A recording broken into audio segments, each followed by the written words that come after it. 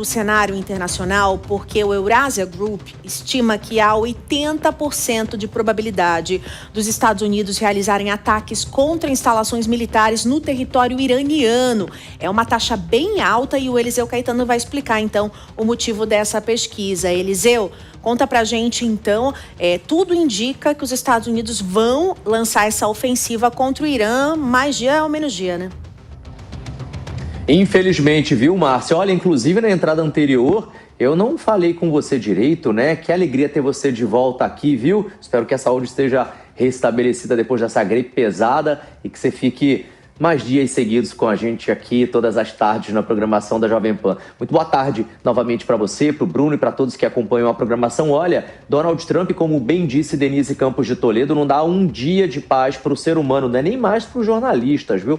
Porque tudo aquilo que ele decide aqui, olha que são muitas decisões por dia, refletem no mundo inteiro, reverberam no mundo inteiro. E daí a Eurasia Group fez uma pesquisa, uma análise dessa consultoria internacional, aponta que há cerca de 80% de probabilidade dos Estados Unidos atacarem por vias aéreas instalações militares em território iraniano. Isso caso a escalada de tensões não seja contida por vias diplomáticas, viu? Segundo esse relatório que foi divulgado a clientes e obtido por agências internacionais, o cenário é considerado, abre aspas, de alto risco e rápida deteriorização, fecha altas, com fatores militares, políticos e regionais convergindo para uma possível ação direta de Washington. A consultoria avaliou ainda nessa pesquisa que a Casa Branca enfrenta uma pressão crescente para responder às ameaças atribuídas ao Irã ou a grupos aliados lá no Oriente Médio. E daí, de acordo com eles, o formato mais provável de uma ofensiva seria de um ataque aéreo limitado, direcionado a bases militares, sistemas de mísseis ou centros de comando, com o objetivo de evitar uma guerra total, mas ainda assim enviar um sinal de força. Agora, Márcia, preste atenção porque essa é uma informação de bastidores. Agora há pouco, antes do tempo real entrar no ar, eu estava conversando com uma fonte nossa na capital americana, Washington DC, e eu ouvi o seguinte: Donald Trump, na semana passada, já estava com documentos na mesa dele, dando diversas possibilidades dos Estados Unidos reagirem com relação a essa questão lá no Irã. E aí essa fonte me garantiu hoje de tarde que Donald Trump já teria se decidido e seria de fato um ataque aéreo contra o Irã. Ou seja, indo de encontro com essa pesquisa que a gente está acompanhando agora aqui ao vivo na programação da Jovem Pan. Essa pesquisa foi feita na semana passada, só foi divulgada hoje, e hoje essa fonte lá em Washington me traz essa informação. Olha, de verdade, realmente, Donald Trump tinha várias opções na mesa e ele optou por um possível ataque aéreo. Ele puxou esse documento, Bruno, e todo o alto escalão do governo americano já sabe nesse momento. Agora, a grande questão é quando? Quando é uma grande questão para os Estados Unidos, para a Casa Branca. Agora, que vai ter retaliação, o Irã já disse que vai, viu? Um alto funcionário do governo iraniano deu uma entrevista à rede de TV Al Jazeera, que é uma TV importante lá no Oriente Médio. Ele disse o seguinte, Bruno, abre aspas, se os Estados Unidos querem guerra, podem vir, nós estamos prontos. Fecha aspas. Essa frase foi dita pelo número 2 do Irã, pelo ministro das Relações Exteriores do país. A gente vai seguir daqui acompanhando, Bruno, essas e outras notícias importantes à tarde desta quarta-feira. E olha, tem muita notícia importante. Como você diz, Bruno, vou te parafrasear. A gente vai de mãos dadas com as notícias nacionais, mas internacionais também, viu? Porque o mundo está bombando. Eu não me devo querer dizer em qual sentido. Tudo em tempo real está no ar, Eliseu Caetano. E ainda falando sobre o Irã, eles avisaram que vão bombardear algumas regiões também nos Estados Unidos se eles forem atacados, ou seja, seria uma ação e reação.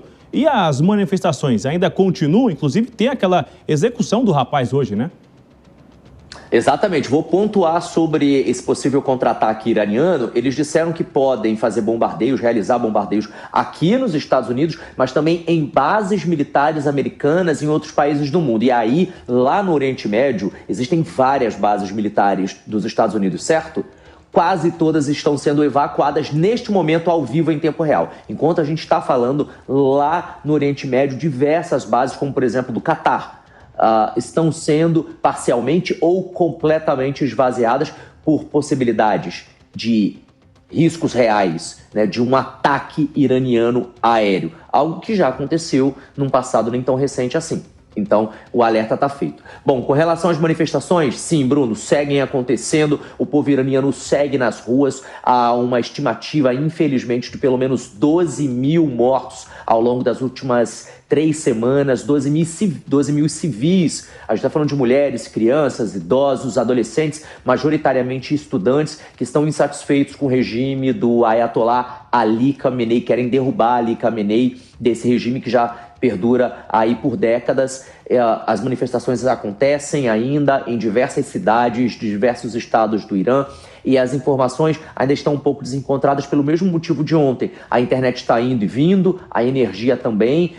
Dizem que é o governo iraniano que está desligando esses sinais de internet, de comunicação e até energia para evitar o contato com o mundo externo, mas a Starlink vai abrir agora, na tarde de hoje, Bruno, até sinal de internet lá para os iranianos. E aí a gente vai começar a ter acesso a vídeos, fotos, relatos, lives, né, feitos por redes sociais de iranianos em confronto. E aí a gente vai ter uma real dimensão de toda essa situação. Márcia e Bruno.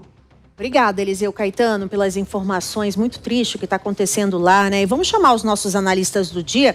Vou começar com o Mano Ferreira. Mano, essa nova intenção do Trump e dos americanos quererem ser os juízes do mundo vai acabar realmente em algo ruim, por um lado, mas o mundo também vai aprender a se reorganizar para combater essa tirania de Trump, né? Essa imprevisibilidade. Nesse caso do Irã, como é que você enxerga essa interferência? Nesse caso também temos uma tirania instalada no Irã, né, Márcia? Que não podemos perder de vista as graves violações de direitos humanos que vêm sendo cometidas pelo regime dos ayatolás. O Bruno trouxe agora o número atualizado em 12 mil mortos entre civis que estavam protestando contra o governo, né? Uma situação de opressão completa de mulheres que são proibidas até mesmo de escolher como vão se vestir, são obrigadas a usar o véu e de um jeito específico. Se usar o véu errado, já tivemos diversos casos de mulheres que acabaram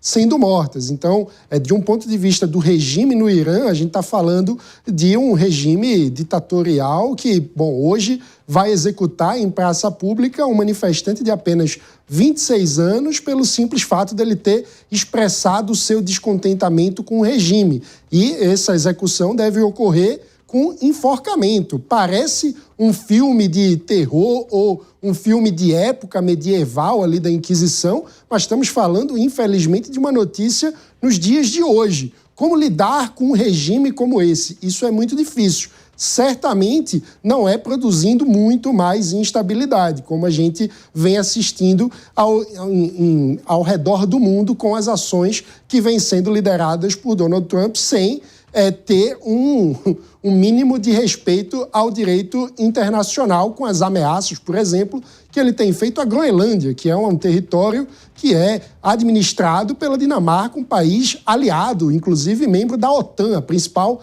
aliança militar dos americanos. Estamos vivendo tempos muito difíceis e, infelizmente, a instabilidade parece que virou norma. Eu quero ouvir o Emerson também rapidamente, Emerson, em relação ao silêncio de alguns representantes de algumas regiões que ainda não se manifestaram, nem mesmo sobre essa execução desse rapaz que estava nessa manifestação, mas que em outros momentos, quando Israel estava reagindo, atacando algumas regiões ou estavam sofrendo, rapidamente reagiram contra Israel. De que forma que você vê esse silêncio um pouco que seletivo em relação a essas manifestações? Bruno, um pouco seletivo, extremamente seletivo, e essa polarização global que a gente vive hoje traz esses aspectos peculiares do qual depende de quem é o protagonista, né? Ou seja, o seletismo prevalece e não a parte crítica, a parte humanitária que deve prevalecer. Donald Trump tem interesses implícitos aí, não só de ser o juiz, né, o templário da justiça mundial, mas, para quem não sabe, ele tem interesses também ali escusos dentro do Estreito de Hormuz. Para quem não sabe, cerca de 25% de todo o petróleo do mundo passa pelo canal Estreito de Hormuz, sem contar que o Irã é a quarta reserva de petróleo do mundo e a segunda de gás, ou seja, mais uma vez os Estados Unidos colocam o seu protagonismo de juiz templário à frente de qualquer interesse, não só por questões sociais ou humanitárias, mas sobretudo os interesses pessoais, não só de Donald Trump, mas também dos Estados Unidos, de alcançar esse imperialismo, podemos dizer assim, e esse protagonismo exacerbado que pode trazer essa sensação de atenção global a qualquer momento. Uma fagulha deflagrada pode trazer aí resultados nefastos do qual a humanidade pode se arrepender.